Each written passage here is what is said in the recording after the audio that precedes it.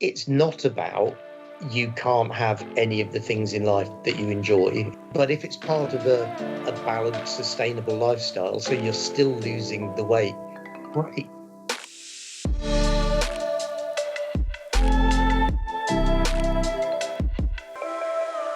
Welcome to this week's episode of Lose to Win, the podcast with myself, Jack, Josh and Ben, and we have a super special guest, somebody that is a recurring guest, somebody that we love having on. I was almost said like, but we do love. It's Super Steve Couch. Welcome, mate. How are you? I'm very well. Thank you for having me back again, chaps. Always a pleasure. Yeah, I'm like the bad smell that you just can't get rid of. What episode is this, Steve? This must be episode 3, at least, if not 4, must be. This is my third time. Third. Oh. Yeah, I was thinking third. Not as generous as we could have been then. Revenge of the Steve. Yes, absolutely. How are we, How boys? was everybody else? How's everybody doing? Yeah, all right. Having a good week. Yeah. Looking forward to the Nationals this weekend. Yes, indeed. Yeah. Even though that's completely scuppered our Friday evening Man v Fat usual. Well, we'll come to that in a minute, I guess. But yeah, I mean, it's going to leave us quite thin on the ground. Yeah, a little bit. Isn't it, across the league? Be fun though. Yeah, well, I'm really looking forward to it. I feel bad for those who can't make it, but we're, we'll do our absolute best as well, because I'm taking a rare Friday off. I don't often miss the Friday sessions, but I'm coming up to the Nationals as well. So I'm leaving it in the capable hands of Dan Lloyd and leaving him to sort out all the chaos of lots of people being missing. Yeah, cool. I'd love to say it was in support of us, Steve, but I know you have your own agenda, which we'll come to, I'm sure. I'd love to say that it is in support of you, and on one level, I will of course be absolutely rooting for the Bournemouth team, but yeah, I do have an ulterior motive for going. Fair, mate, fair. Yeah. How are you, Jack? Anyway, had a good week? Yes, mate. Yeah, it's been busy. I was away in Cardiff for the weekend for yet another stag do. So we went quad biking and paintballing, which was epic. And then a few beers in the evening, and then home Sunday in a hurry for personal reasons. So it's been a busy old weekend. I had yesterday off, which was timed perfectly with recovering and having lots to do. So myself and my wife had a very rare day off where the kids were at school, and we enjoyed each other's company for the day. It's amazing how quickly that school day goes, isn't it? When you haven't got them and you've got stuff to do, it absolutely flies by. You blink and it's 2:45, and you think, Christ, where is that time gone? But yes, shouldn't wish it away. It was very useful to have yesterday off, and now I'm in beautiful Bristol for the evening and all day tomorrow for a show. So it's all good. Cool, there's no Man v Fat locally that you could go and keep an eye on, right? I had. Do you know what? I thought about it, but with the France Spain game on and doing this, I didn't think I'd squeeze it in, but I did consider checking out what was on tonight. But I'm only across the water from Cardiff as well. But yeah, it's all good.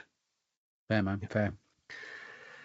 Well, I think should we come on to our roundup then and get into this? Is the Steve's part where having Steve on it is a bit, it's the having him listen to his own words fed back to him. Which you could get Steve to do it. Well, I don't think Steve is fully prepared, but if he is, by all means, to have Josh do it. Although I did notice last week, as is often the case, Josh left out some of my favourite bits. Well, it's usually the first word or two. Yeah, I appreciate that. I probably left out the first couple of sentences. It's all right. I craft these openings. I toil over getting just the right opening, and then you fluff them off. And I noticed as well when we were talking about you being in the team of the week, you left out my description of you of I believe it was star of pitch, pod, and poker table. You left that out. Well, it felt a bit. Self-indulgent, I think is probably the term. That's all right, mate. You can do it from time to time. But when you top a team of the week, I think all the indulgence in the world is legitimate. Oh, fair enough. I'll remember that for next time. Anyway. Go on then, mate. So something you say, Steve, anyway, whenever we're talking to someone through their first week weigh in, is that while we are a competitive football league, more than that, we are a weight loss league. And the purpose of the club is losing weight, which, by the way, we have done brilliantly this week. So 24.2 kilos lost. And Excellent. It's pretty much impossible to win the title without losing lots of weight along the way. We've all been there. We all know that. So this week's match results emphasize that. 6 players reached milestones, which I'm not sure is a record. Steve, you might be able to tell me whether it is or it isn't. I don't recall us ever having more than 6 in a week. No, that's quite a lot. Yeah. Oh, I'll have to try and remember that for next time, because I'm sure there'll be one week randomly where we'll hit 7, and then we'll keep going and going and going. Anyway, the milestones decided 3 of the 4 games this week, so wow. Which is entirely as it should be, as we noted. So the scores are as follows. So the Reds lost 17-13 to the Oranges. The Purples won a tight but slightly lower scoring game, 6-5 against the Greens. Almost another draw, Ben. So close to another draw. Almost. We scraped through that one, not going to lie. Yeah. Did you think you would won it, though, when you walked away? No, absolutely not. No, because we scored 3 own goals, I think. And I don't even know why. I knew Jimmy was because he'd been on holiday, but I don't know where the other 2 came from. So, no, I knew we were a bit lacking on the weight front, so it was important for us to get that sneaky pitch win. And to be fair, that's our first official pitch win, although we did win 2-1, but then lost because we had a ringer.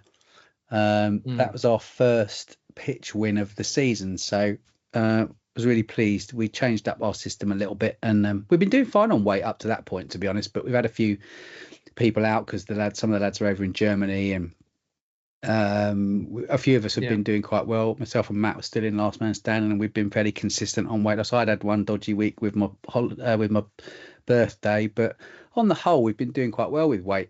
But ironically, this week we lost on the weight and won on the pitch. So a bit of swings and roundabouts, isn't it? But it was good to get our first win on the pitch, because we've been knocking on the door for the last few weeks, and we finally clicked on Friday. So hopefully we can kick on now and get a few more under our belt, as well as smashing the weight loss. So fingers crossed. Yeah, no, it was good. It was good to get a good win. So happy. Yeah.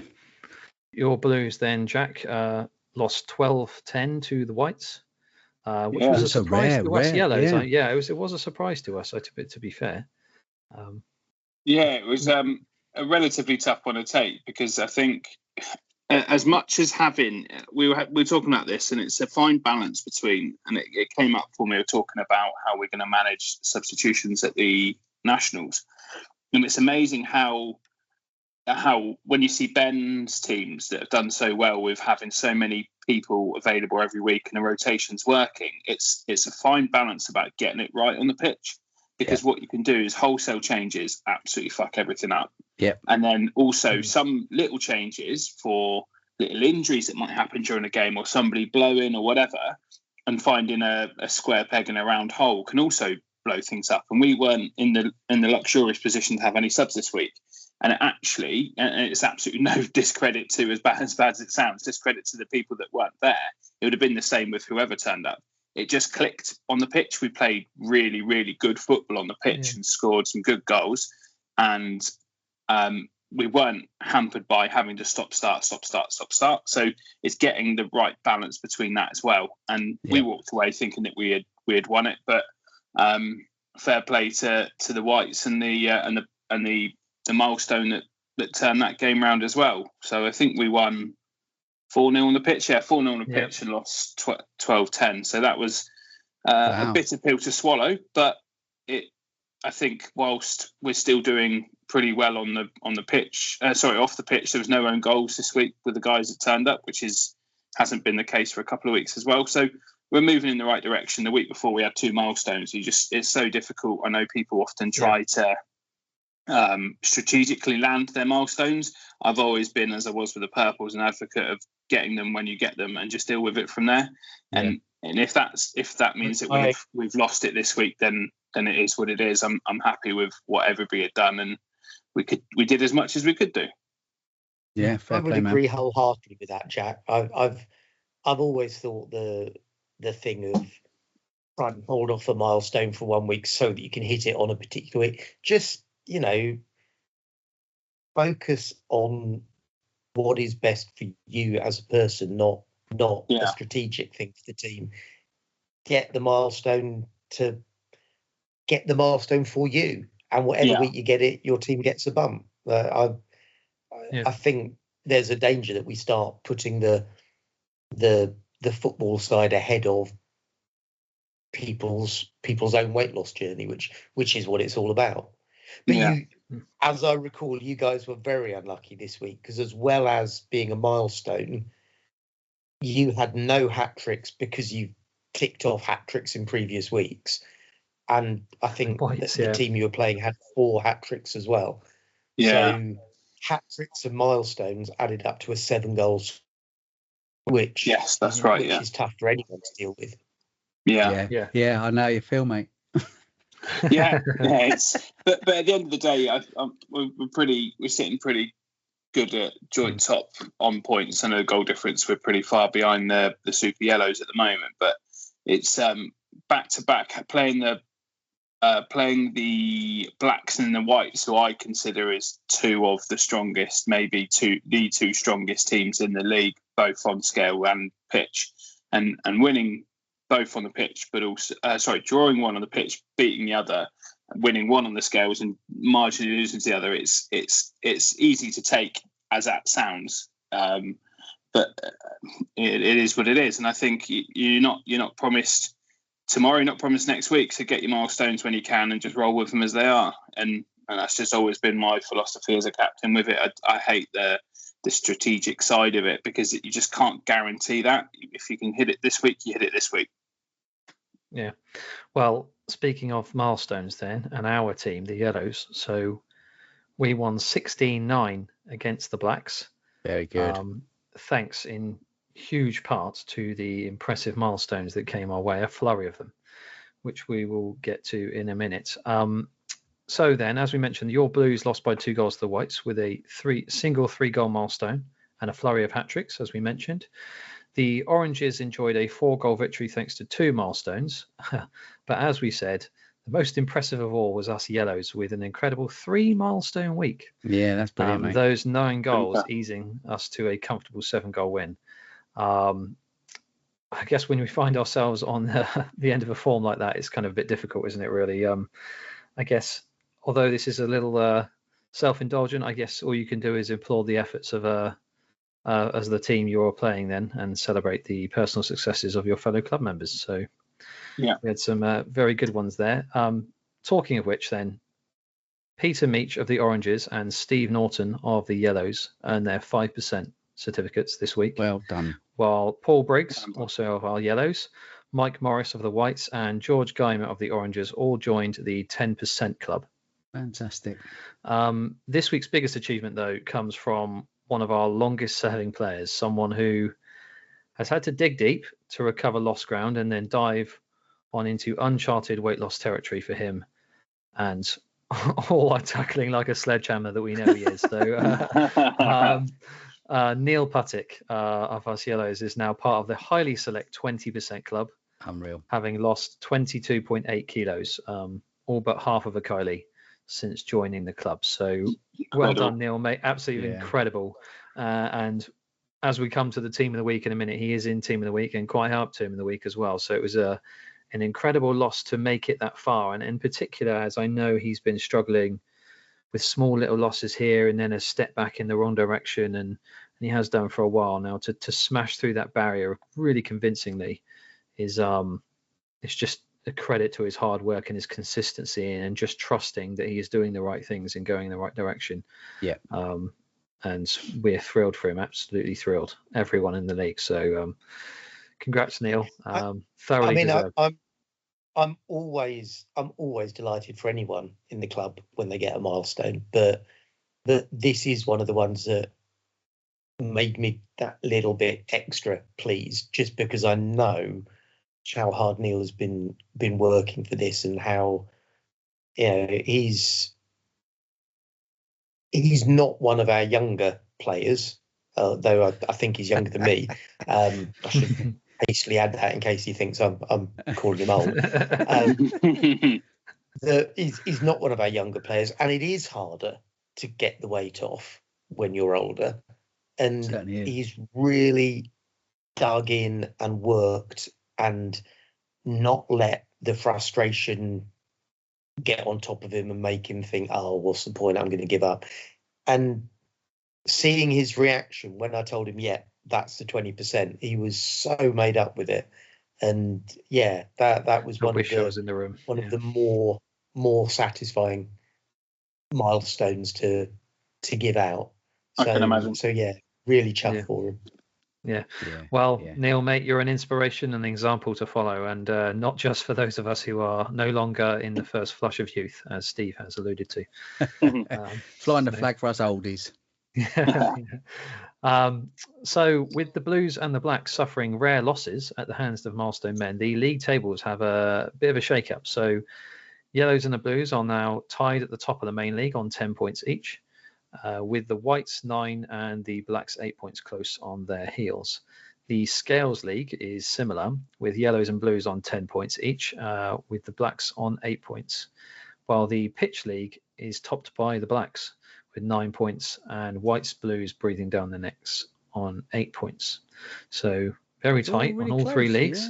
Yeah. Going on. And I have to admit, I was very surprised when I saw our name at the top, mainly because of what we didn't consider a Blues loss. Sorry, Jack. But we'll keep adding. But I love how tight it is, just goal difference. And and we're at halfway point now. Next week, this week's will be the halfway point. Yeah, it's great to see so many teams tussling. I love it. There's quite a big difference in the goal difference, but we've both scored weight and pitch. We've scored identical. We've just conceded more. We've conceded 12 more than you. So it kind of proves that point that it's important to win when you can, because those goals, you can't help what's scored against you, especially when it comes for milestones out of nowhere and that sort of thing. So it's interesting. It's going to be a nice, tight, competitive league, and we are going into silly season now with holidays. I think this is when we're going to start seeing. I know the Puttocks are away this week. Holidays are going to start kicking in. The people without kids are going to be taking those summer holidays just before the kids finish school. Yeah. And then everybody else is going to be taking their time after it. So it's going to be an interesting little half. Are we halfway? We pretty much are, aren't we? Halfway this week. So this week's games are coming Friday, week 7. Yeah. Yeah. So back end of this second half of this season is going to be very interesting, super competitive, and anybody can finish anywhere. I'm sure of it. Yeah. It's good. So keep going, everyone. Yeah. Captains, keep installing that into your guys as well. Make sure that is the message to share. Yeah.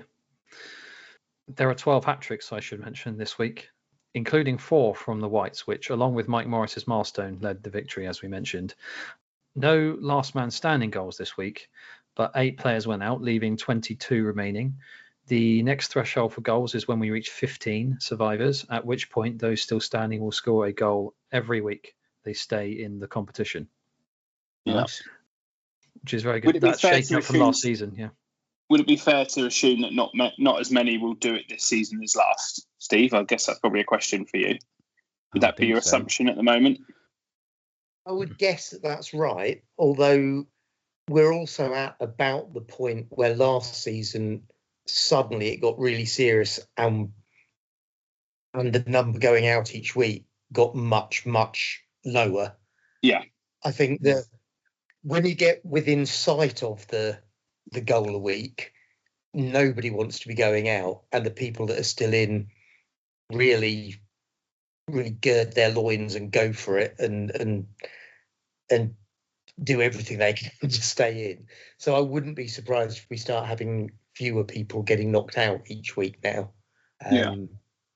But we're just saying though, with the holidays kicking in, though, that's going to potentially cause problems because people can't get there. So if you go away for 2 weeks, that's you out straight away. So I think you probably will see a downturn. 8 people went out this week. Yeah, I think, and if 7 more go out, we get to the 15, goal a week stage for everybody else. So yeah. So we could go to it this week, but my guess is we won't. No, we'll see, won't we? Watch this space. Well, with some of the incredible losers, Luke Cage being the biggest loser this week, dropping 3.6 kilos. We could actually say hold on to that for a while. And he heads up an incredibly strong team of the week. Ant Skerman is the only survivor from last week, one of 7 players to lose 2 kilos or more since their last weigh-in. Well done, mate. So there are another 8 players losing 1.9 to 1.5 kilos who didn't make the team of the week. So well done to all concerned. Of fantastic work. So the top 7, and so Luke Cage, as we mentioned, at the top with 3.6 kilos. Then Neil Puttick, as we say, getting to his 20%, took off 3.3 kilos to do so. That's the way of doing it. Yeah, indeed. Smash for it. Yeah. Ruben Fernandez lost 2.5 kilos. No, Tom Marks lost 2.3. Chris Cowan lost 2.1. I know, right? How are those two losing 2 kilos each? Fair play. No. Micah Quayle lost 2 kilos, and then Ant Skerman also lost 2 kilos. And there's not much of Ant either, is there? No, do you know what? As well, Ant said I think he had to go and collect something for his van on Friday because we were chatting about it, and he's like, "Boys, I caved. I ended up getting a Burger King on the way back. He was sat in awful traffic, and he's like, I just needed something to eat, and he won't mind me saying, he said a Burger King or something like that, and he still did the 2.2. So if that works for him, mate, you're smashing it if you can ram a Burger King on a Friday when you're due to weigh in. Still lose 2 kilos. Fair play. Yeah. And he is an absolute beast between the sticks as well. So he's more than let off, in my opinion. But this is something that I often say to people. It's not about you can't have any of the things in life that you enjoy, and you can't give yourself the odd not entirely healthy treat.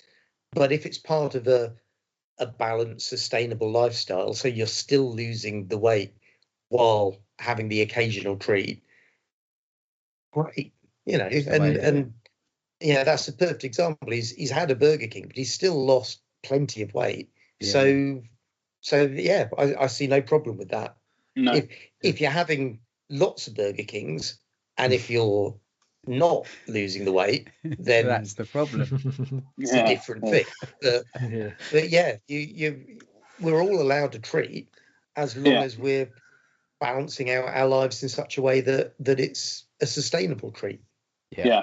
And there is always a gamble that you can have an incredible week and eat something like that, and it just clings to you on that Friday, and it's just a sluggish kind of heavy meal that you probably can burn off relatively quickly, especially somebody like Ant that seems to be able to do it.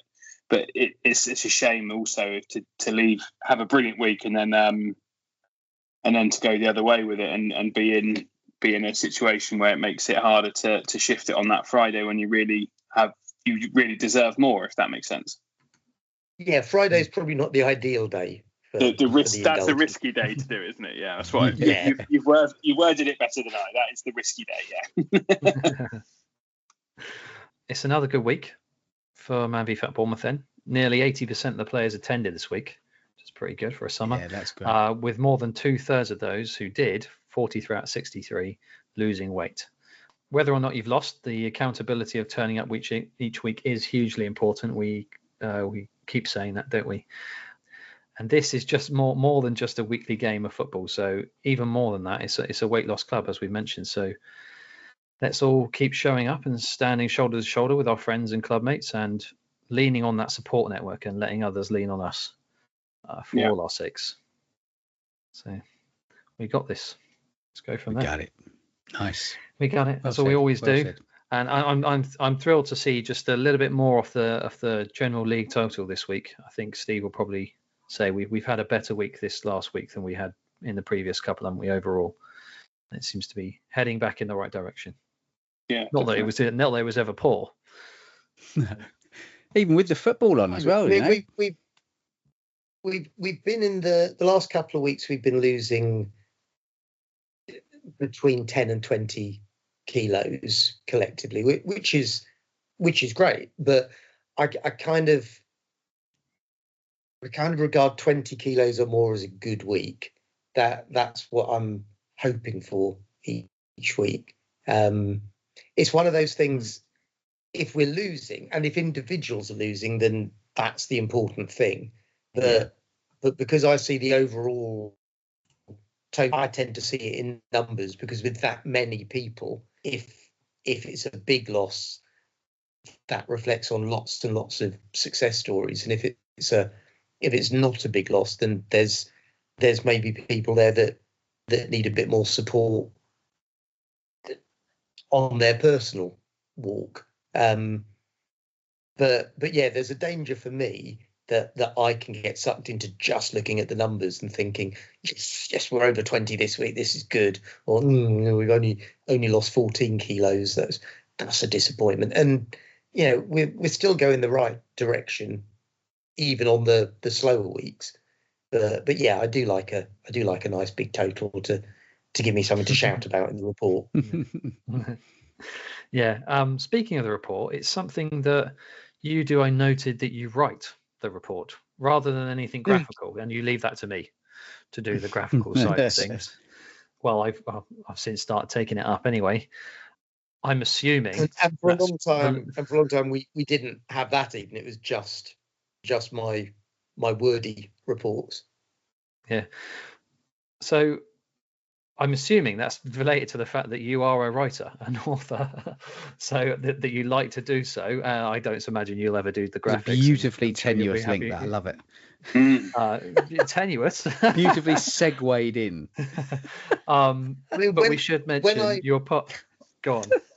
Sorry, I've trampled all over that.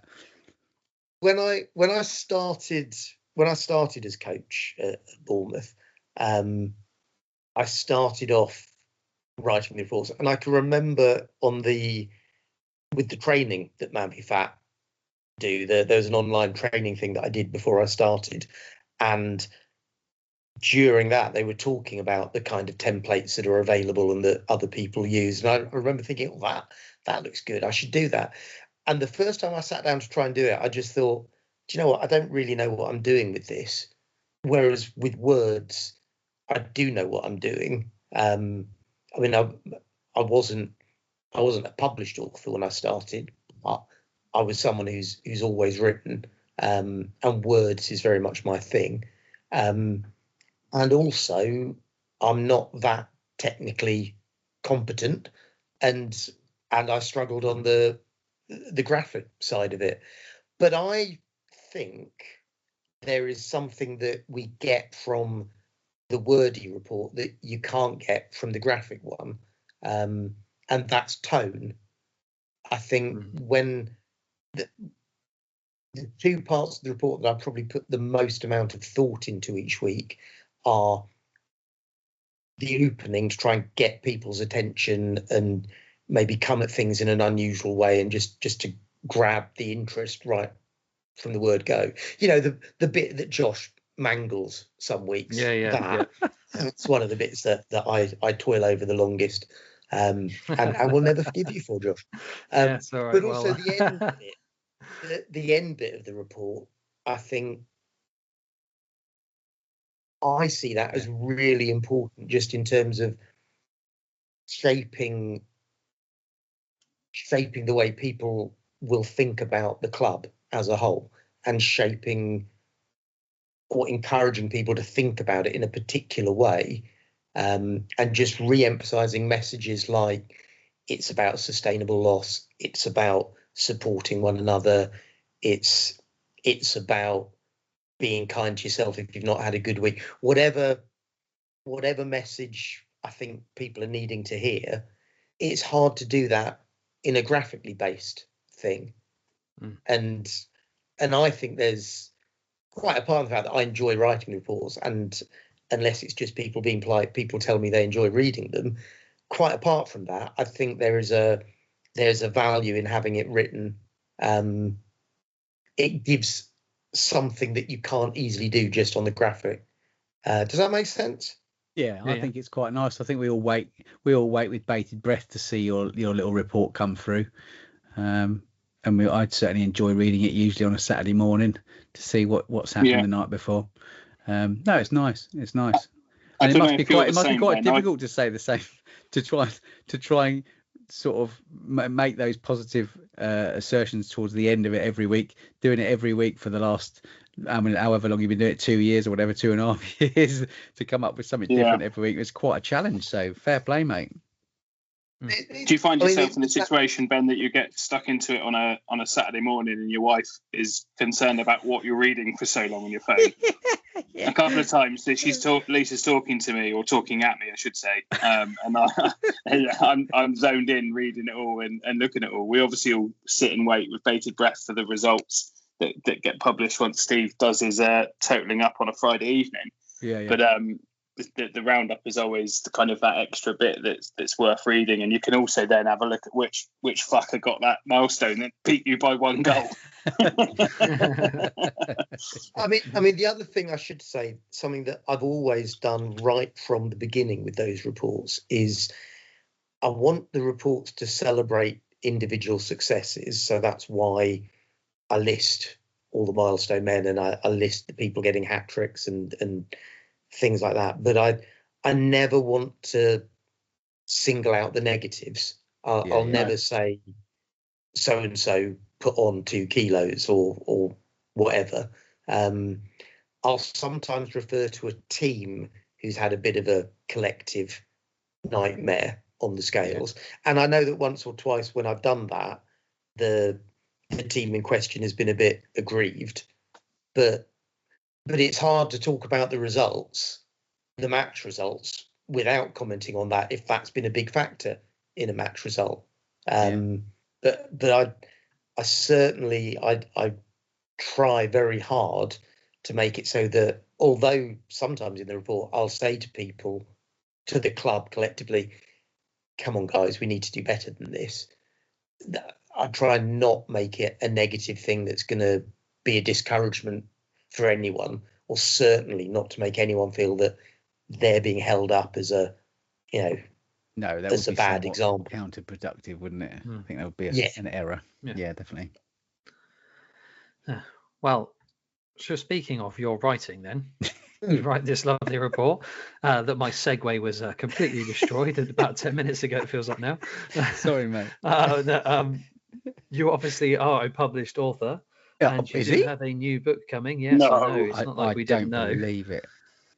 Yeah. Yes, I'm not sure if I've ever mentioned this, Jax, but yes, I have got a book coming out. Not in the last 4 hours, you haven't. I've already got my copy. I've already got mine signed.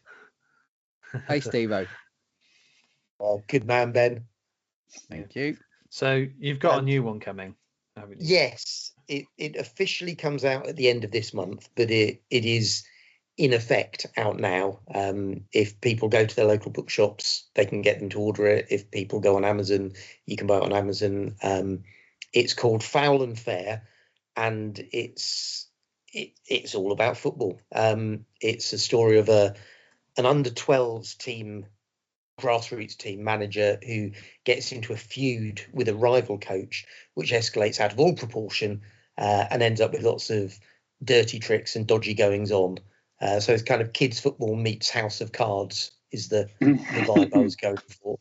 But at the heart of the book, you guys, I'm sure you know, in kids football, there are adults who are involved in it because they want the kids to enjoy their football.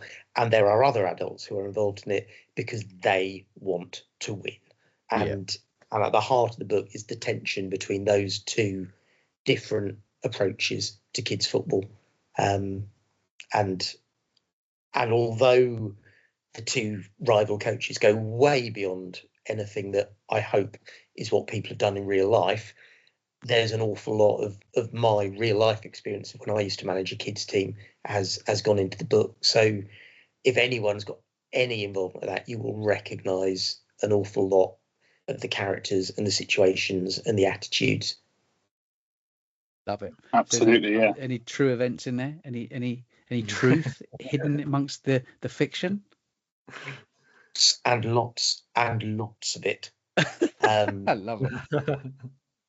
The main rival, the not the hero, but the other coach is an amalgam. Is based on an amalgam of several real life coaches that I have encountered. basically every idiot coach that I ever came across who really shouldn't be let anywhere near a kids' football team, there's a bit of them in this character. And most of the things that he says and most of the things he does are stuff that I either witnessed or that somebody that I know said, you'll never guess what so-and-so did this week.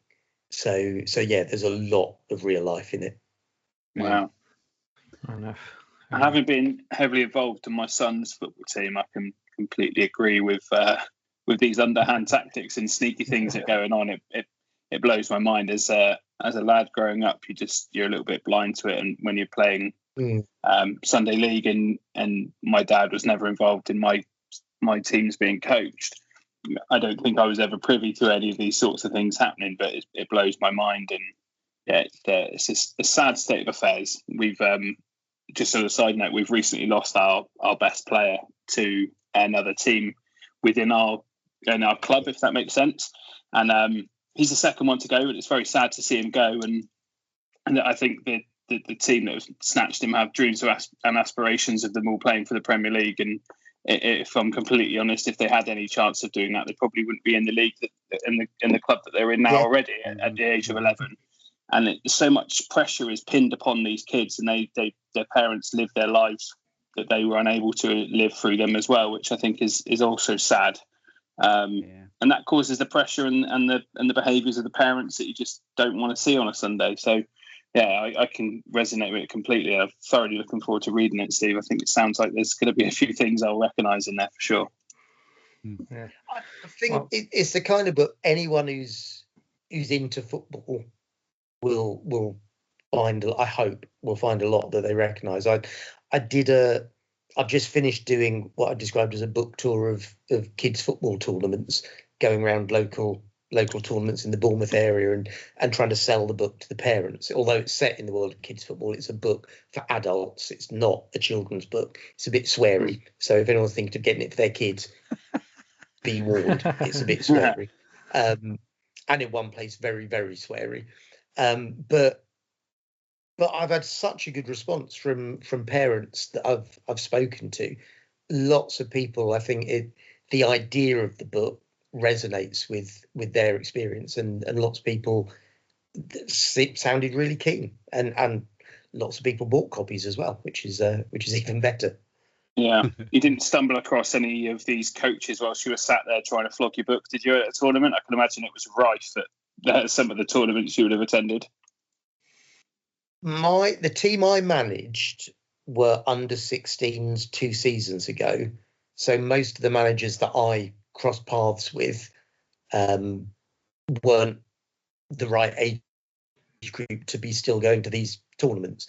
That said, I did meet one person at one of the tournaments who is in part the inspiration of one character in the book, which I didn't tell him.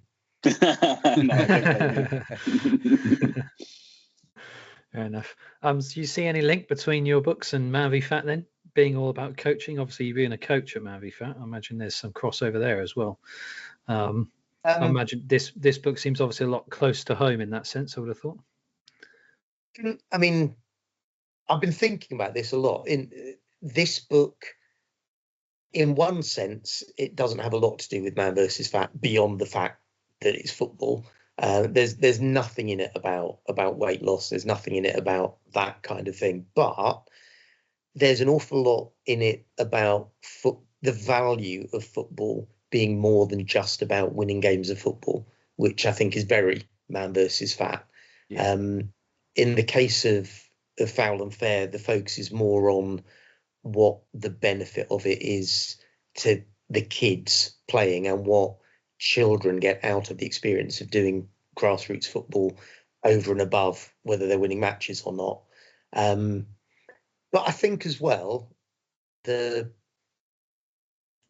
there's a common theme between my two books, because my first one, which I think I may have mentioned before when I've been on, is about a has-been rock star who fakes his death to get his record selling and then goes out on the road as his own tribute act. Both of the books essentially are about a man of a certain age at a crisis point in his life. And if you like, a bloke going through a midlife crisis. Although there are plenty of us who have a crisis at an earlier or later stage in our life that is hard to deal with. And I think there is a mental health element to that, which, as you know from many conversations you've had on this podcast, also goes to the heart of what Man v Fat is about. I consciously, when I was writing Foul and Fair, although I don't make a big thing about it, the main character, I definitely put some of my experience as someone who lives with anxiety into that character. And although at no point is it says this man suffers from anxiety, I knew that that's where he's coming from, and there's little signs of that I'm sure anyone in a similar boat will pick up on. And his mental health journey in the book is something that I deliberately plotted very carefully, and there's ups and downs in his mental state, although it's never described in terms of his mental health journey, but that was part of the arc that I wanted to give that character.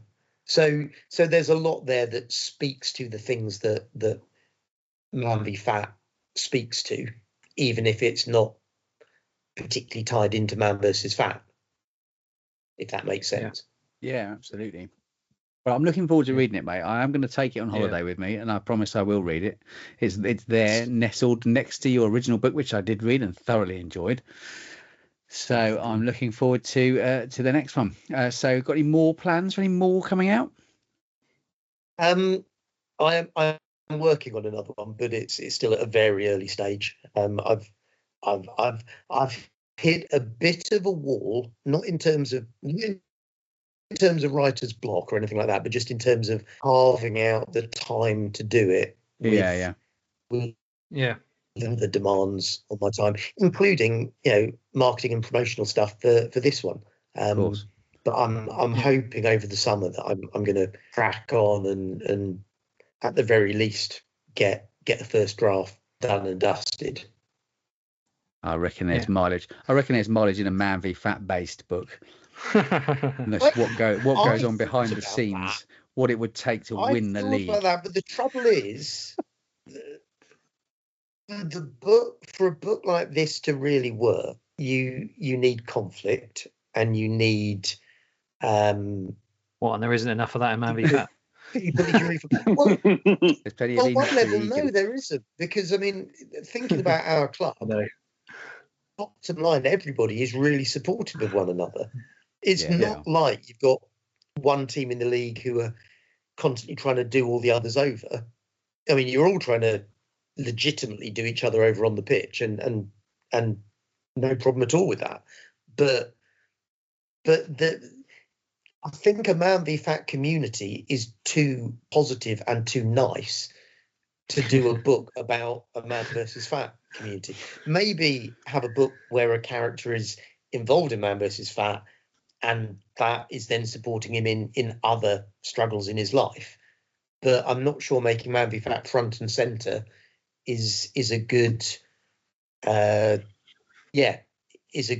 source of jeopardy and friction and the things that make for a compelling story. No, fair. Yeah. I reckon you could probably embellish that a little bit though, make up some real juicy stuff. Yeah, but I wouldn't want to. Not least because I quite like the idea of still working for Man versus Fat, but I wouldn't want to tar Man versus Fat with that brush and portray it as what it isn't. No, I'm only putting your leg, really, to be fair, but it'll be quite funny. Is there any kind of crossover you see? Don't you, Ben? I'd love it. I told you I'm going to be in your first book, and when they make that into a TV series, I'm in there. I meant to ask, is there, I mean, we kind of cover this slightly, but is there a kind of crossover between your writing and editing and your coaching? Because I can imagine there's a parallel between being an author and some coaching at some point. when I think there's a parallel with editing, and when I used to coach a kids team, and there's a parallel with writing and coaching at Man versus Fat. Whenever I've edited other people's stuff, the job of the editor is to help the writer to make what they've done as good as it possibly can be, to help them to get the piece of writing better. And whenever I was coaching a kids team, that was very much what I saw the job as. My job is to help them to realise their potential as a player, whatever that level of potential might be. For some of them, they're good players already and you want to help them to be better. With others, they can't kick a ball straight.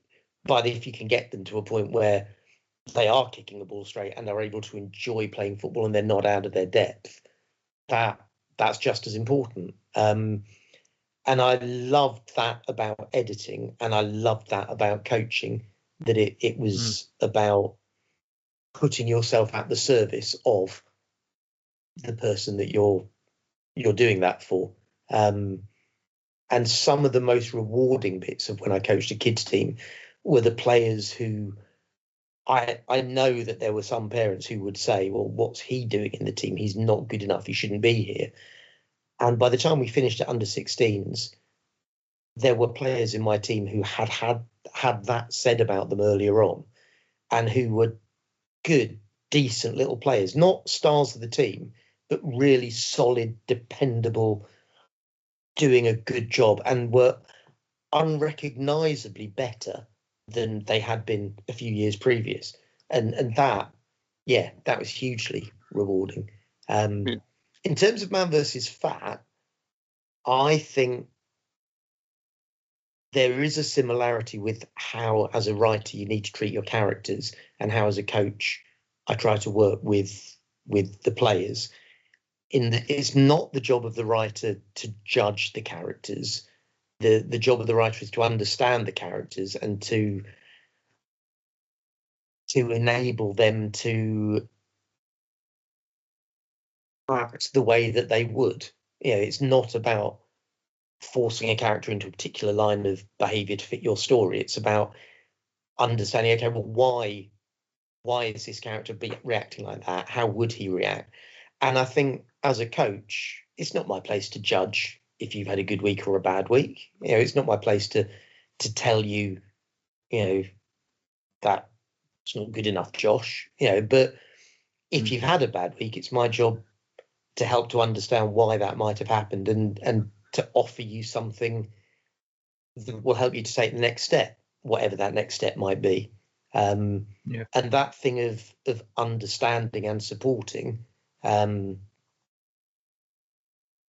certainly supporting in a Man v Fat sense with the characters. You don't necessarily have to support them. The character I talked about earlier, the one who's an amalgam of all the idiot coaches, I don't necessarily have to support that character, but I need to understand why he behaves in the way he does, so that he behaves believably. And he behaves monstrously, but I think I've got an understanding of the mindset why he behaves that way. Understanding is at the heart of both of them, I think. Nice. Well, I'm really looking forward to it, Steve, by the way. So I have to admit, in terms of, I have a copy coming, but I don't have it available to me. So I'm gonna, as soon as I get it, can I get you to sign it again? Absolutely. I have a feeling signing will be worth a bit more on this one than the previous ones.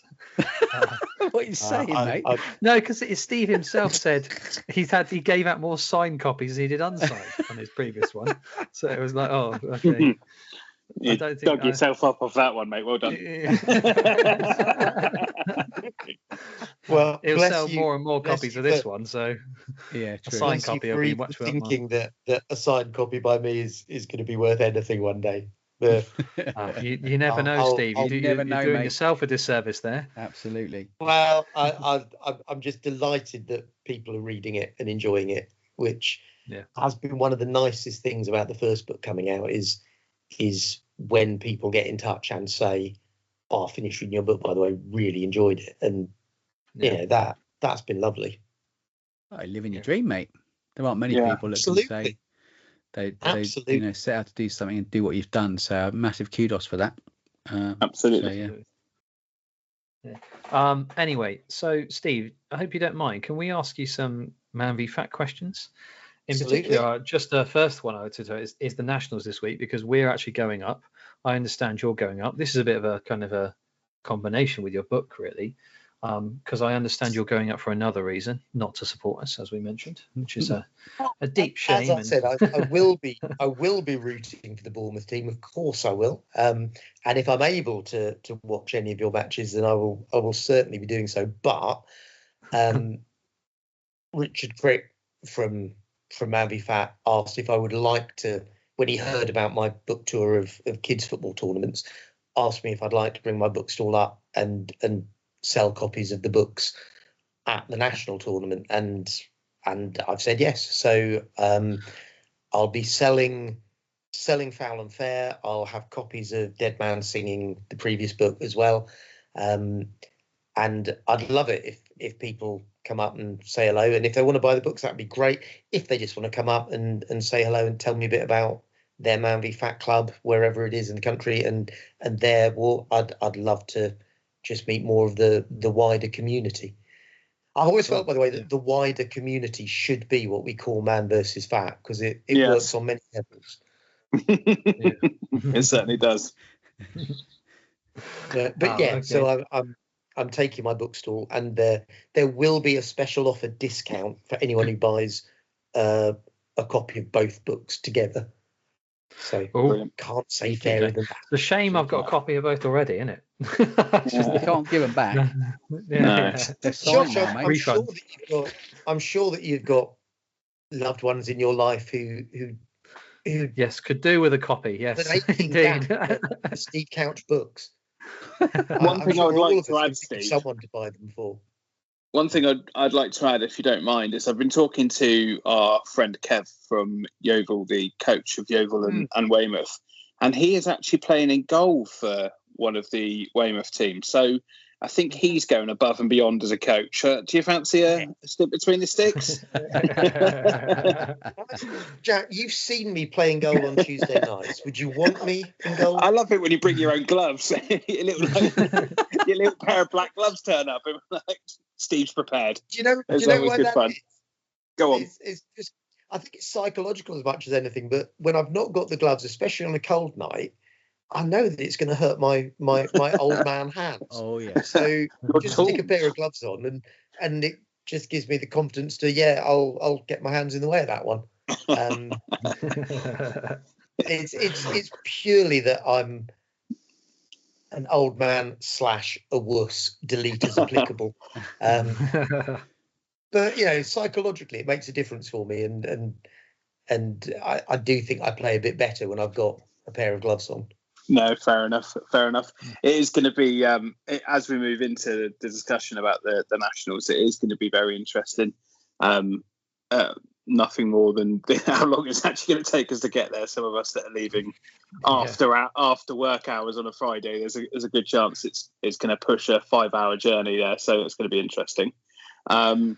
So we'll see how it goes. What are your thoughts, boys? I know both Ben and Josh are playing.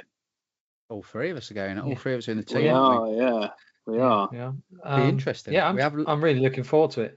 I'd be interested to find out how people have done it in terms of their team selection as such, because we did kind of we had a selection of people who can make it, and then we did a ballot, which I think is the fairest way. But I'll be interested to see how many other teams did that, or whether they just take whoever they think is the best players. Or whether they take one of their own teams as a team, quite possibly, yeah, who are used to sort of playing with each other. I think the way we've done it is the fairest way, to be honest. I think. I think it'll be lovely for us actually to go as a group, because we don't always play with each other. I mean, we all know each other very well, but we don't always get the chance to play with each other. So I think it'll be quite a nice bonding experience for us all to go up, and especially as we're staying up there the night before. Yeah, the night before. It's nice as well. I mean, I wasn't really involved in the process of this, but when I saw what the team was, we've got at least one person from almost every team in the club. I think it was one person from every team in the club, but then Craig had to drop out, and there's now no one from the Blacks. But it's nice that it's such a good spread across the club as a whole, rather than being, mostly two particular teams and one or two other people. Yeah, I also think it speaks to our club unity as a one club mentality that I didn't even know that, didn't even realise that. No, I had no inkling to even suggest that we were one person from every team involved, because I just know them all as part of the Man v Pep Bournemouth club, and we play regularly anyway. It made no difference to me. In fairness, I probably noticed that because I was looking at it from the point of view of how's it going to affect what's left on the Friday night and which teams are going to be most affected. So that's why I was looking at that. But yes, I think you're right. The fact that wasn't necessarily immediately apparent does speak to that whole club atmosphere that we've got. Well, the others are going to be thankful we got 3 from the Super Yellows, the title. That's going to scuff you a bit this week, mate, isn't it? Yeah. Well, we have agreed that teams are allowed a free ringer for any player that is missing it because they're going to the Nationals. So so the Yellows, it'll be disruptive in that you'll not have the familiarity of the same players that you normally have, but you won't be saddled with lots of ringer penalties as well. And none of the teams will have that. Yeah. So that's good. Definitely. We'll be losing our maintenance goal for our maintenance man in Ryan, for example. That's you will. Not that makes any real difference, but it does kind of make a difference in the scoring, though, doesn't it? For top scorer, it will, because it'll make a difference in weight as well, because none of the players can weigh in, sadly. So they won't get those weight loss goals, which will affect it. But like you said, it's a fairly even spread across the whole club, so it won't affect it that massively. It will certainly be a conversation. Sorry to jump in, Ben. Certainly be a conversation I'll have with Richard on the day again, and I will reiterate our desire for things to be a little bit more centrally for everybody in the country rather than suiting the majority. There's the minority are often screwed over, and us and Yeovil, obviously, Weymouth travelling as well. It's a fair old clank, and it could be somewhere else that was a little bit more accessible for everyone, I think, in my opinion. But it's really difficult, though. You can't please everyone. I get that. There's other people who are probably travelling further than us. I mean, I'm not sure there is. If any of the teams are going from Scotland, but I think Telford, to be fair, is Midlands. So where we live, if they put something centrally, we're always going to have a long journey to get to it. Yeah, my thought process is South Coast.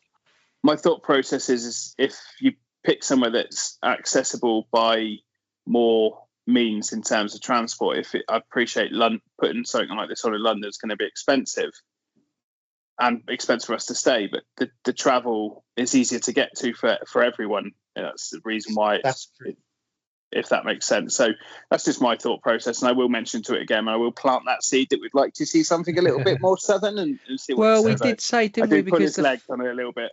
Well, we did say that the first time we got involved in a national, they were regionals, so we got to go and do the regionals, which was over in Dorchester, which was all the southern teams, and there was a northern one of those as well. So I don't know why they didn't do that this time. So that would be a good question as to why they decided to just do one.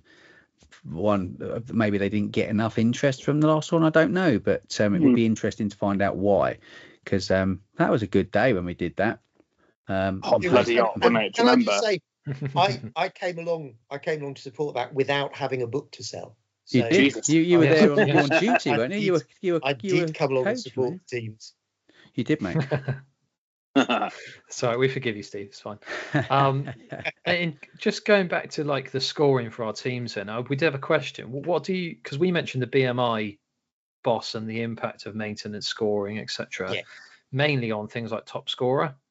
What's your kind of take on that, Steve, as a coach? This is something that I've been aware of for a couple of seasons. In that, if you've got a player who turns up every week and who loses weight every single week and who hits the 2 milestones that you're allowed to get a bonus for, you have done the absolute maximum you can possibly do as a player who's outside maintenance. If you hit maintenance, having previously hit 2 milestones, fair enough, you get that third 3-goal bump.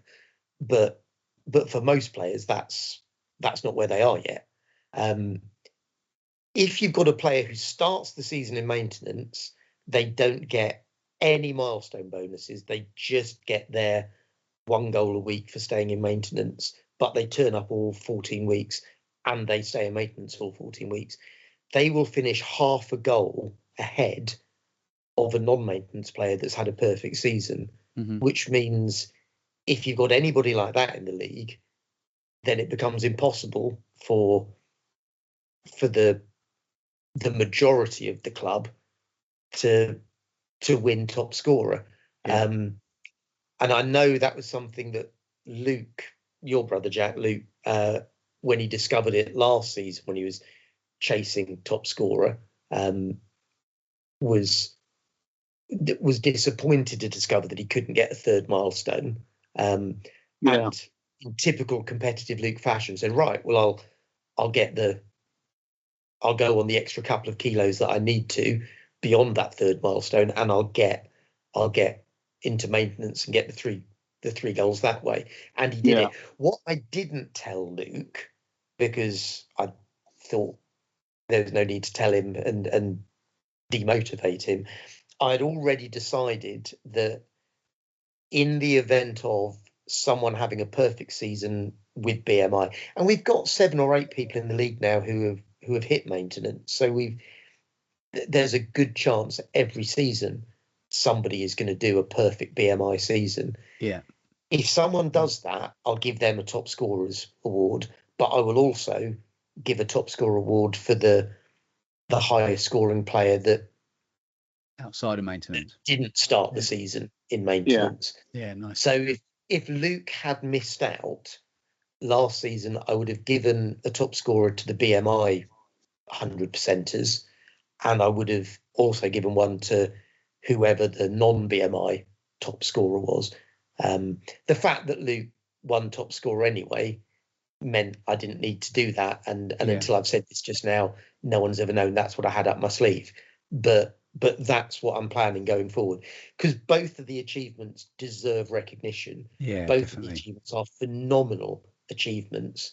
Yeah. But I don't think it's right that the people who aren't in maintenance effectively, even if they have a perfect season, can't win top scorer just because someone who's already got into maintenance has then carried on doing really well. And as a quirk of the scoring system, I didn't think that was fair. So I wanted to honour both. That's cool. Yeah. Well, that will certainly buoy the people that can't get into maintenance, but are actively on a weekly basis losing weight and hitting milestones. It gives them something extra to push for. So that's good. And it's all about, you want these things like top scorer to be positive thing that motivate people. Yeah, and definitely. That helps them on their progress. You don't want people to think, oh, what's the point? No, absolutely. Definitely. Yeah, fair point. Cool. How did you talking about some other Manby fat points? We talked about how we thought this season obviously was a shake-up season. It was the first season where we didn't have a friendly week in between the two seasons. So how do you feel that made it? Did you think that made a difference? Did it work? Are you going to another rethink about it, or what was your take on it? I have mixed feelings, to be honest. I mean, I think when in the past we've done a week off between seasons, what we often get is a lot of people treat the week off as, oh, well, it doesn't matter. I'm gonna try and lose any weight that week because it doesn't count towards my team. And then the first actual week back is also a bad week because people are, well, I'm speculating on why, but possibly because people have got out of the good habits and they find it harder to get back into it. This season, I was disappointed. I can't remember what our weigh-in was on week 1, but I do remember it wasn't a brilliant week. But that's often the case when we've had a week off. So I've heard what you've said before, Ben, about how everybody needs that chance just to take the pressure off and say, right, do you know what? I'm having a break from it and then I'm going to go again. And I get that. But I think sometimes people say, I mean, I know some people were saying, try not to lose weight in the last week of the season because you want your season start weight to be as high as possible to give yourself an ease in to the next season. I've never understood the logic of that, because whatever your weight is at the end of the season, that's where you're then starting for the following week. And if you put on an extra 2 kilos, all you're doing is meaning you've got 2 kilos more to lose before you hit the next milestone. So you're potentially costing yourself goals for your team rather than making it easier for your team. Yeah. I also think, obviously, I understand the logic is to try and keep people consistent one week to the next and not give them that week of, after football on the Friday of the last week or Saturday, Sunday, I can have a bit more than I usually do and not think about it. And it's about consistency then. So I can see the logic in it. Just I do think I'm unconvinced as to whether it was better to do what we did this season of just crash straight on to have week 14 and then 7 days later week 1 of the next season, or whether to go back to having a friendly week. I think, do you know what, mate? I think the fact that you guys were doing your award ceremony and we could do our awards at the same time meant we didn't need to use a Friday for that, which was why we were able to do it. I think you're only planning on doing that every 3 seasons, aren't you? On the turnaround, yeah.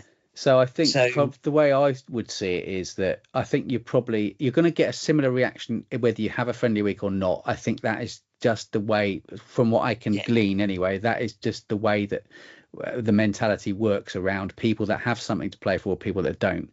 I think people will genuinely just take their foot off the gas. I'm not saying they'll go hell for leather and go, sod it, let's just put a load of weight on. I think they genuinely just go, do you know what, I've been doing this for 3 months or whatever, I'm just going to take my foot off the gas this week just to have a bit of a break. So I think either way you do it, you're going to have a little bit of a fluctuation in that change over weeks. So when you're in a 3-season rotation, going from one season to the next, I think is probably okay. But at the end of a rotation, having that extra week in the middle to reset and get the team to the new team sort of set up would probably be beneficial. That's the way I kind of would see it. Which is ironic, because when we're at the end of a 3-team rotation, that's when it's most convenient to not crack on, because we've got the big award ceremony on an occasion other than a Friday. Yeah. That gave us the opportunity to try this. I just it felt really rushed to me going from one team to the next. I think it felt really rushed because you've been together for 3 seasons, and I, for one, am happy to say that the Blues as a team were very, very close, and it felt like we didn't have a chance to kind of close out that season before moving into the next one, because before we'd even finished our last week, we already knew our new teams. We were already into chatting to the new teams. And for me, I would have liked to have some closure before going into the next one, and we wouldn't have time for that. That's just my opinion. No, that's a good point. And I will certainly bear it in mind when we get to that. But we've got a couple of seasons to go yet. Yeah, absolutely. I don't know how anyone else feels about that. That's just my opinion. No, I understand what you mean, mate, and I think the way that you are as a captain, I think that is exactly as I expect it from you. I think you want that time to have a little kiss and a cuddle and a goodbye, and then move on. We know how difficult it was to break those Blues up in the first place, anyway, Ben. Listen, that wasn't even me, all right? I'm only joking. But the credit where credit's due, that's you as a person, and you worrying about absolutely. other people. Well, you're on a journey together. Do you know what I mean? And it's important. And it's like we were talking before about about grief, about the different types of grief when things change, and a lot of people have struggled with it. We know we've had change conversations. management, It's when people change situations. People genuinely don't like change or a bit adverse to change.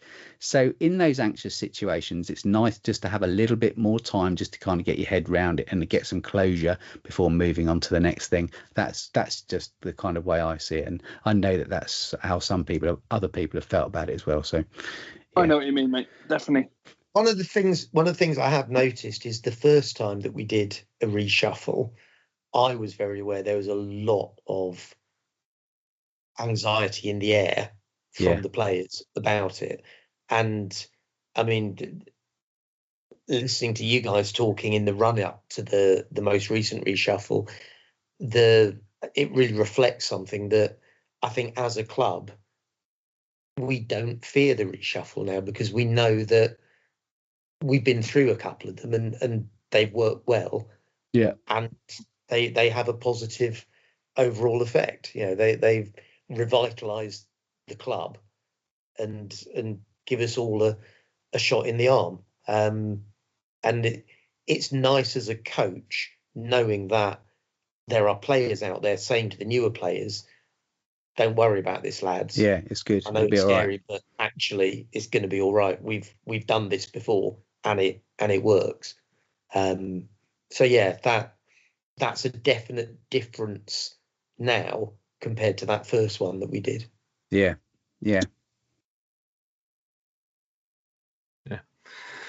Well, I did have a couple of other things that I wanted to just run by you quickly, but I'm conscious that I know Ben is itching to talk about England. That's really what we're going to talk about, isn't it? Keep talking about England, just not stop talking about England.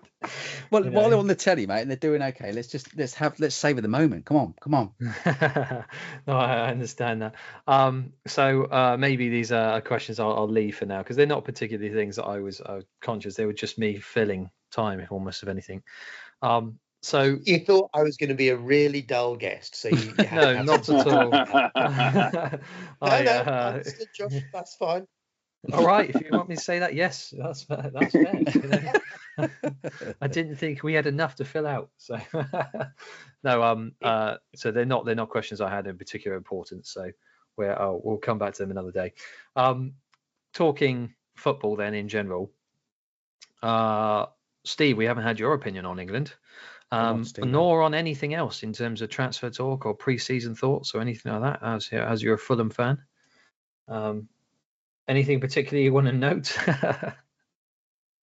Where do you want me to start on all that? Oh, I don't know. Go on, let's talk Fulham first, and we'll all come together on England there, because I haven't, obviously.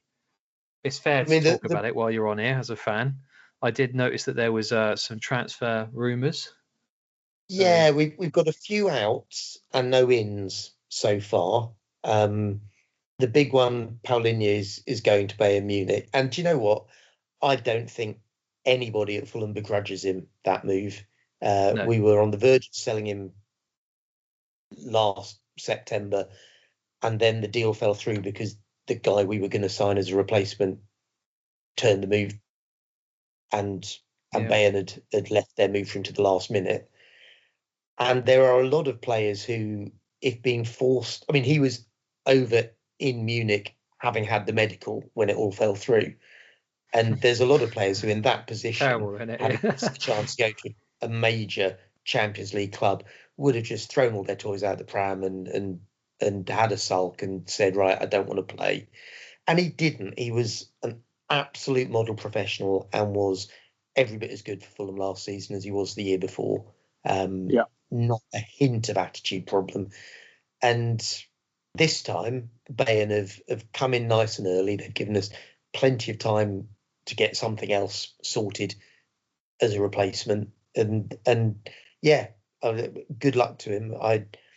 I've felt all the time he's been at Fulham that he should have been at a Champions League club. He's one of those players I couldn't believe we had it. Once I saw him play, I couldn't believe that we had him. And he's where he deserves to be. And we've had him 2 years and we've doubled our money on him. We paid about 25 million. We've sold him for 50 million. That's good business. Mm-hmm. Yeah. But he had a good Euros as well, I think. 2 years that we had. Yeah. The 2 years we've had of him have been phenomenal. But we're also, looks like we're losing Willian.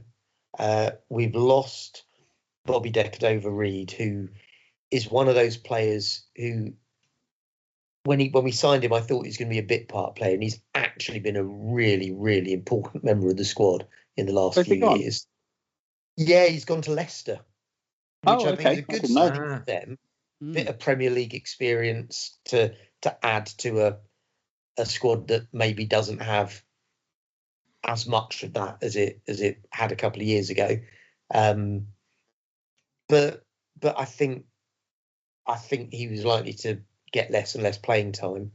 The other one who we might be losing, and I'll be very sad if this happens, is Tim Ream, who the rumour is he's likely to go back to America. But he's not retired. He's not in our starting 11 anymore. No, he's been a phenomenal servant for the club. But But again, if he does go, I'll be very sad to see him go. But wish him nothing but the best. So far, I don't think we've signed anyone. There's rumours that we're after Smith Rowe from Jack's boys, which I would be very, very happy with. Yeah, I think Willian out and Smith Rowe in would be a Chelsea out, Arsenal in. Yeah. No.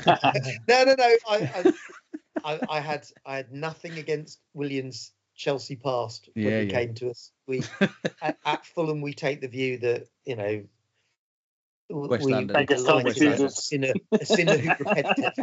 So if Chelsea players want to come to us and see the error of their ways, we're happy to take them. Yeah, fair enough. I'd be sad to see Smith Rowe go. I think it'd be a great signing. And we do need, if we were keeping everyone, then the wings is the position that we'd need to address.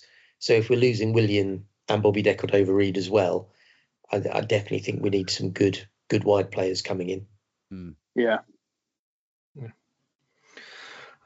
Anyway, well, we'll see how they do in the season now, shan't we? I don't know if I'm part of me. Right. Sorry. I'm not worrying that it's. I think it'll be another season where we're in the middle third. I don't think we'll be down the bottom. I don't think we'll be up the top. I think you're right. And that kind of feels like a good place for Fulham to be. Aspiring to be a top half team, but probably being a middle third team. Yeah. I agree. Yeah. Excellent. Shall we move on quickly to England for a few minutes? Let's do it. Yeah. Steve, then quickly, I know you've been talking quite a bit already, with just your opinion on England so far, because we haven't got yours, and then we'll round out with a couple of our things where we are. Obviously, by the time this comes out, we'll be in the final. The semi-final. We'll be in the final. That's right. Yeah. Oh, God, sorry. I'm so excited. I'm banging the microphone. I'm someone who has very, very often over recent years defended Gareth Southgate. Good man. If you look at where England were when he was appointed and where England are now, it's a huge step up in terms of where we get to in tournaments. That said, I do agree with a lot. I do agree with a lot of the criticism of the style of play in this tournament. Mm-hmm. And I'm one of those people. I've gone through the whole tournament with every game. I've been saying, do you know what? I think this is going to be the game where we turn it round. This is going to be the game where we turn it on a bit. We start to play well, and we do well and play the way that we know we can do. And during the quarter-final, the last drops of my optimism dribbled away, and when the pundits were on the telly saying about how England were playing well, I didn't see that. I just thought we were really poor, and I've got to the point now where I'm thinking, well, yeah, we might win the semi-final, but I'm no longer expecting us to do well. Be delighted if I'm wrong, but I've lost all my optimism, I'm afraid. And I think whatever happens from here, Southgate would be wise to leave, because I think there's a lot of fans. I suspect Jack is one of them from comments he's made in other weeks on the pod, who, whatever happens in the next two matches, Southgate's never going to win them back round. I think if England play brilliantly in the semi-final, play brilliantly in the final, the first game after that where we do badly, everybody's going to be, oh, bloody Southgate. And I think the relationship between Southgate and the fans has now reached that point where it's not going to fundamentally change. It's like with some club managers, they've lost the fans, and it's not coming back. It feels a bit like that with Southgate in England now. Sadly, because I like Southgate, and I think he's done brilliantly. I think one thing that you mentioned there is that you say how far we've come with him, and I agree, we have. But I don't think that is because of him. I think the crop of players we have, he's not had the involvement of nurturing and them having the club career that they're having. That's happened as a byproduct. And sorry, him being there is a byproduct of that. I think, if I'm completely honest, and I'm relatively sceptical with a lot of things when it comes to football, I think if we had the right manager, we would have won a World Cup or a Euros by now.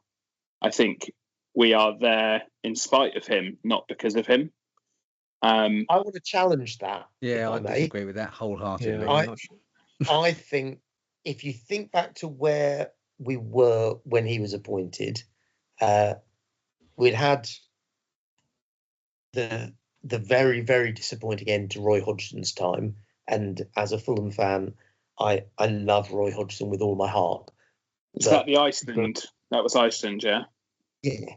And then we had the Allardyce fiasco. For what it's worth, I felt we dodged a bullet with Allardyce as England manager. I did not have high hopes for that. No. But morale within the England setup was rock bottom. The relationship between the fans and the England team was appalling. And I think it's easy to forget how much Southgate turned that round. He got the players united and happy in the England environment, and he managed to get it so that they didn't have this massive burden of, oh, we're going to win it. Oh, no, we haven't, from everybody. Yeah.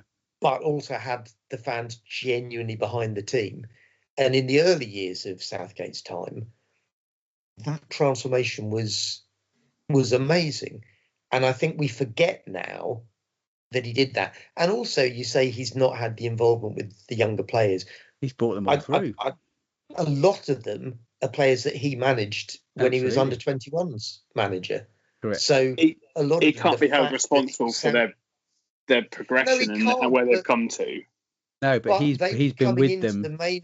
They were coming into the main England setup with a coach they were already familiar with and liked and were comfortable with, and that helped them to establish themselves in the main setup. So yes, he's not coached the Man City players to play the way they play at Man City. I take your point on that, but there's an awful lot that Southgate has done that another manager might not have been in the position to have done, and he's achieved an awful lot.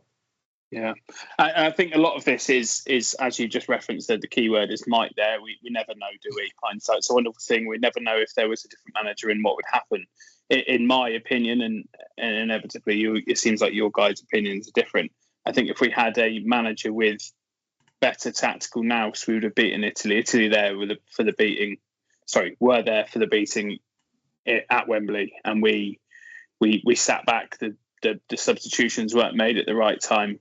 And that's entirely down to his inexperience in that situation. And I get that he's been with them from a young age and everything, but these players that we've seen on the world stage be incredible are worse under him, and that's not good. That's bad.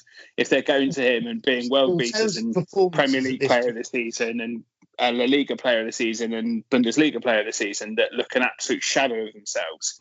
It's really difficult though, mate. I think it's trying to get the club form you get out of players in a national team. It never ever happens because they're not with the national team for long enough. So they're not playing with the same players week in, week out that they play at club level. That. But how do Spain and Brazil and France continuously be the teams that are getting to semi-finals and continuously winning things? Well, if you look at the successful Brazilian teams, for example, of the old time, a lot of those players actually play together. The core of those teams play together. And if you look at successful English teams, there's a core set of players. I would say probably 4 or 5 players from the same club.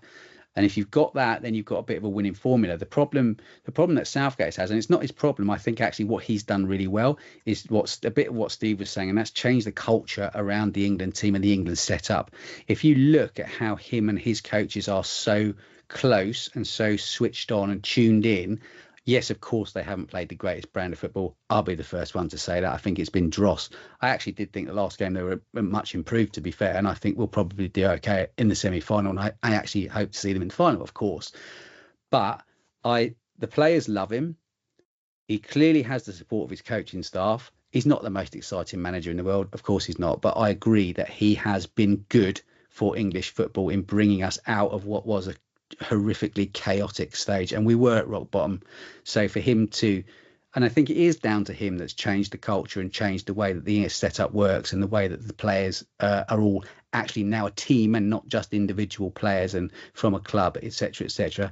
I think he will leave a legacy that is really beneficial to us, and however he walks away from this, he's still going to walk away as probably the most successful England manager that we've ever had. So yes, I see the frustration. You might possibly want to argue with that description. Of course, because it's subjective. It's totally subjective. But I think he's been the most successful in modern era, maybe. Yeah. I agree. I'm pretty tight on my. He has been really poor for England. Who? For all my defence of Southgate. I've been really. The football has been. Oh yeah, awful. Yeah, but that's the difficult part because he's got those players that we know are absolute worldies, and this is what I mean. Like, if he doesn't win it now with the crop of players that we've got, I'd say that we are beyond that golden generation that was always referred to with Lampard, Gerrard, Scholes, Terry, all of that. Bex, we're better than that team. On paper, and I know football isn't played on paper, this team is better in every position, I believe. Probably, actually saying that, probably not the defenders. You've not got the likes of Rio and Terry. Yeah. Every attacking position as a whole, I think the team are better than they were there. And I just feel like if this goes by, it's another missed opportunity, and that is at the hands of him, in my opinion. Yeah. And I think there's been times that you're right. We're playing god awful, boring football, but scraping by. And I'll take that if he can go on and win it. And I'll be like Benson said, I'll be the first on hands up and go, it's been shit, but look, we've won the Euros.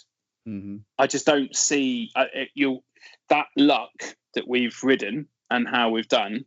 And you keep going in beginning of each game with that renewed optimism of going, I think this one's going to be better. And yeah, we did start better against them.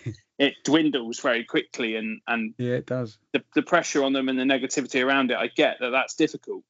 But they're not the team with the most pressure on them. You've got a home nation that's been knocked out that had much more pressure on them than what's just happening with England. And I genuinely believe that if the FA were proactive enough and realised that after losing in the final at Wembley, that was probably, in my opinion, the time to go.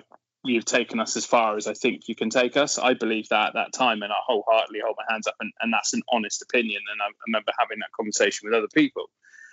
I think he took us as far as he could at that point, and we needed to find somebody that was going to take him further.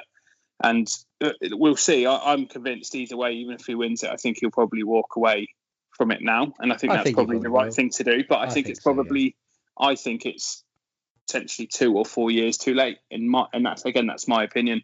And we'll see. But he has bored the absolute socks off me. And bar tonight, I think watching this first half of Spain beating France 2-1 at half time, that's probably been the most exciting game of football I've seen all tournament. So it's not just an English problem. There's definitely been a lack of quality within this. Wait till tomorrow night, mate, when we stuff the oranges. I hope we do. And I'll be watching and I'll be cheering on, and I really hope we do. And I had the nice experience of supporting England in a Welsh pub at the weekend, and that was hugely entertaining. It wasn't just me, because it was a Wetherspoons, the biggest Wetherspoons in the UK, I believe, and it had an absolute massive screen, and there was one table of Welsh guys that were cheering every Swiss penalty, and they got dogs abuse and all sorts going on when England won, which was a good laugh. But do you know what I mean? That's that the penalty and Saka stepping up. That's one other thing I'm conscious of the time. That the abuse and the shit that Saka's been getting just from our kind of group of lads chatting in a WhatsApp group. There's disrespect on this kid's name that just keeps stepping up at the right time. Yeah. And he is not just, I know I'm super biased behind it, and he is our star boy at Arsenal. He is just different gravy, and he's got absolute stones on him, especially when it comes to taking that penalty as well as he did after all that had happened to him. And credit where credit's due. I think he deserves a massive shout out, and he pulled us out of the shit and scored a worldie too. So he's got to be a player that the press have got to get off his back. The fans have got to get off his back. I think that what you just said shows that there is a complete unity within that group of players. The way they all stepped up and so confidently took their players. Like, I'm telling you now, mate, 10, 15 years ago, not even that long ago. In fact, the last time I think we beat Denmark on penalties, England hadn't won a penalty shootout, or they'd won one penalty shootout against Spain. Colombia, so we don't win penalty shootouts, right? And we've won our last 2 penalty shootouts in competitive. Yeah, I agree. That was impressive. That is a mentality around a group of players. So they are clearly unified. And what's nice, I think, to hear from them is that they are turning around and saying, do you know what? We actually do have some responsibility to get up, and he's telling us to do these things and we're not actually doing it. I feel like it's the first time that they've got a load of pressure on their backs, and they're feeling that. So, and don't forget, we've played teams that have all been set up to basically nullify us. The Swiss game was the first game we played a similar team to a similar style of what we play.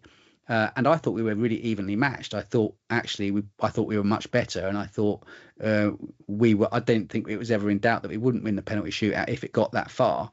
But the other games, all those teams set up specifically to put X amount of players behind the ball and stop us playing the game we wanted to play. And we kind of knew that. And I know it was dross, and I know it was awful to watch, but we kind of already knew it was going to be like that. I think when we step up against the Dutch tomorrow, I have the faith that the Dutch are going to go for it. So we're going to have to counter that. And the only way we can do that is by attacking them. So I think you'll see a much more open game tomorrow. Yeah, hopefully. My only thing on this is that you can see that it's a Southgate thing in that England are extremely well structured. Off the ball, they are very disciplined. You can tell they are very disciplined, which is why they are probably the best defense, or have been so far the best defense in the tournament by a decent margin. Yeah, all the players have clearly been told they've got a role to play defensively. They've got to be in a certain area on the pitch. Yeah, and they're doing that to the letter, and they're doing really well. And apart from Swiss's goal, which to be fair wasn't much of a chance, the Swiss did nothing as an example, and they're a strong team. Yeah. England are very, very, very good at neutralising other teams. They're very good at neutralising other teams. but that comes with great defensive discipline, and unfortunately, the players Or are the socks off reticent. everyone. Yes, exactly. But the players are also reticent to leave that structure going forward. Yeah. Because it means in case they lose the ball, they're out of position. Yeah. And I don't know if that's a Southgate thing or that's a player thing. But for example, Declan Rice, he does it all the time for Arsenal. I know he's not in the 8, he's in the 6. But when England were good against the Swiss in stages, it was when Declan Rice was the furthest forward player all of a sudden. Yeah. And it's because he wasn't afraid to step out of his position and take the risk. And that he's barely done that all tournament because he's afraid that when he loses the ball, he's got to be back in a defensive position. Yeah. And it's the same with the entire back 5 plus Rice plus probably Mainu with it. Well, maybe the exception of Mainu. Gallagher was probably the one who did that more. And then that's it. Bellingham and the Foden, the only 2 players I know, and Kane because he gets bored, who actually move around the formation. Mm-hmm. Everyone else stays. It's interesting you say that. I saw a map of average positions for all the players, and Rice's average position was higher up the pitch than Harry Kane. Yeah, well, there you go. Yeah, Kane to be fair, it's not an exact science, but you know what I'm trying to say. No, but I agree with you. They neutralise other teams, but that comes at a massive cost at being told either by Southgate or themselves not mentally being able to do it. They don't leave that structure offensively, and it makes them very rigid. Absolutely. Yeah. Well, let's see what happens. Predictions then, boys. Come on, predictions. Draw, penalties, England. Again, I'm going for 2-0 England. England. Mr. Optimism all the way through the tournament. I think we lose. Okay. I've played the optimistic card and been let down all through, so I'm hoping I'm going to be equally wrong. But I'm going to say 2-0 Netherlands. Okay. I just don't think we're going to make the chances. I'm going to go 3-1 England, 2 of them in extra time. So I'm going for 2-0 England. Oh, real mixed bag then. I think it'll be a draw, extra time, then we'll just turn it on. I desperately hope that I'm wrong. I desperately hope that as do we all, win in style. But I think this is where it ends. Quite possibly. Well, we'll know in a minute, and the guys will be laughing at us when we. Yeah. And I think on that note, I know Josh, you've got some football to get to, and we have lives to live outside of our wonderful podcast. So I do appreciate you very much, Steve, for coming on. It's been an absolute pleasure having you on, and we probably kept you longer than we planned to. So thank you for sharing and giving us your time. That's probably my fault for banging on for so long. Don't be silly, not at all. And have a great week. Enjoy your football this evening, Josh. And cheers. Yeah, come on, England. Let's do it, please. Let's just. I don't care at this point now if you scrape through a shit performance and win on penalties. Let's just get to that final and give us all a bit of hope. Yeah. And come on, Man versus Fat Bournemouth at the Nationals. Yes, absolutely. Yeah, let's go and enjoy ourselves. Definitely smash it. Amazing. Right, boys, have a wonderul week. I'll see you some Thursday, some Friday, and we'll go from there. Happy days. Cheers, boys. Thank you. Cheers later. Bye. Bye.